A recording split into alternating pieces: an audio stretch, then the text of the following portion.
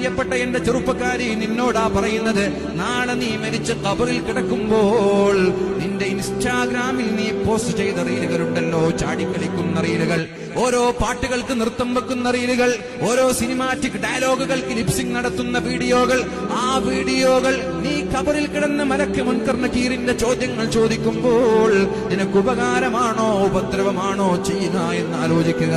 നീ മരിച്ചു പോയാൽ നിന്റെ റീലുകൾ ആരാ ഇവിടെ ഡിലീറ്റ് ചെയ്യുന്നത്? നിന്റെ റീലുകളിൽ നിന്ന് മറ്റൊരാൾ ഡൗൺലോഡ് ചെയ്തത് ആരാ ഡിലീറ്റ് ചെയ്യുക? സോഷ്യൽ മീഡിയയിൽ ലോകത്തിന്റെ മുക്കുമൂലകളിലേക്ക് എത്തിയ നിന്റെ ശരീരത്തിന്റെ സൗന്ദര്യം പ്രദർശിപ്പിച്ചുകൊണ്ടുള്ള ചാട്ടങ്ങളും നൃത്തങ്ങളും ആട്ടങ്ങളും പാട്ടുകളും എല്ലാം സോഷ്യൽ മീഡിയയിൽ ഇവിടെ ബാക്കിയാണ്. നിന്റെ നിസ്കാരം ബാക്കിയുണ്ട്, നിന്റെ നോമ്പ് ബാക്കിയുണ്ട്, നിന്റെ സക്കാത്ത് ബാക്കിയുണ്ട്, നിന്റെ അള്ളാഹുമായിട്ടുള്ള ഇടപാടുകൾ ബാക്കിയുണ്ട്. പക്ഷേ നീ ബാക്കിയില്ല, നിന്റെ റീലുകൾ ബാക്കിയുണ്ട്, നീ പോസ്റ്റ് ചെയ്ത ഫോട്ടോകൾ ബാക്കിയുണ്ട്. ടിക്ടോക്കിലും ഇൻസ്റ്റാഗ്രാമിലും നിന്റെ സൗന്ദര്യം കണ്ട് പല ചെറുപ്പക്കാരും ആസ്വദിക്കുന്നുണ്ട്. ആ സൗന്ദര്യം ആസ്വദിക്കുമ്പോൾ ആ പാവപ്പെട്ട ചെറുപ്പക്കാർ അറിയുന്നുണ്ടോ നീ ഖബറിലാണെന്ന്? നിനക്ക് വേണ്ടി ഒരു ഫാത്തിഹ ഓതാൻ ഈ ചെറുപ്പക്കാര് തയ്യാറാകുമോ? അതുകൊണ്ട് മരിക്കുന്ന സമയത്ത് നല്ല അടയാളങ്ങളല്ലാതെ ചീത്ത അടയാളങ്ങൾ ബാക്കി വെച്ച് മരിച്ചു